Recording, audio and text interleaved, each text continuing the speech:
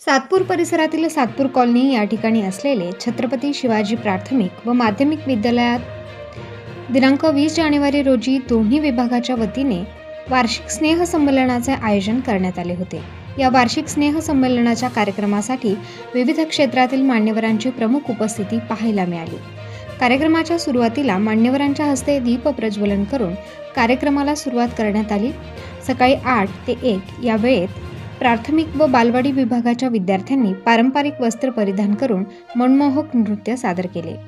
या विद्यार्थ्यांचे सादरीकरण बघून उपस्थित मान्यवरांचे व प्रेक्षकांचे डोळ्याचे पारणे फिटले। सकाळ सत्रातील विद्यार्थ्यांनी रामजी की निकली सवारी तसेच विविध धार्मिक नृत्यातून उपस्थितांना अयोध्येतील राम मंदिराचे दर्शन घडवले।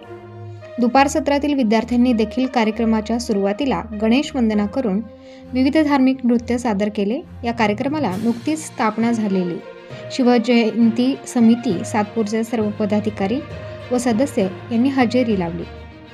यावेळी पदाधिकाऱ्यांनी व मान्यवरांनी आपापले मनोगत व्यक्त केले। सकाळ सत्रातील वार्षिक स्नेह संमेलनाप्रसंगी सूत्रसंचालन कासव व गिरी यांनी केले, तर दुपार सत्रातील वार्षिक स्नेह संमेलनाच्या कार्यक्रमप्रसंगी पंकज काळे यांनी सूत्रसंचालन केले।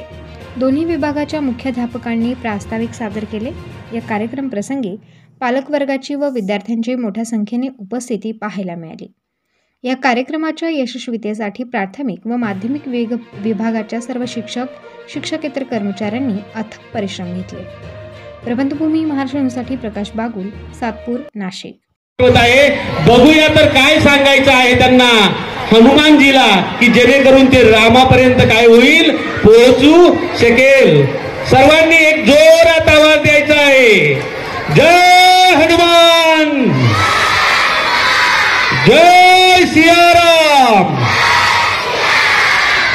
आदरणीय रामनाथजी शिंदे साहेब आणि या ठिकाणी उपस्थित असलेले सर्व सन्माननीय पालक बंधू भगिनी, त्याचप्रमाणे संस्थेचे शिक्षणाधिकारी सन्माननीय प्रल्हादजी रायते सर, शाळेच्या पर्यवेक्षिका शिंदे मॅडम, प्राथमिक विभागाचे मुख्याध्यापक सुदामजी दाणे सर, हे सर्वजण या ठिकाणी उपस्थित आहेत। आज खऱ्या अर्थाने सांस्कृतिक कला महोत्सव आपण या ठिकाणी संपन्न करत आहोत। विद्यार्थी जीवनामध्ये अभ्यास, सराव, परीक्षा, गुण, व्यायाम आणि खेळ याप्रमाणेच स्नेह संमेलन सुद्धा आणखीन विकासामध्ये स्नेह संमेलनाचा फार मोठा वाटा आहे।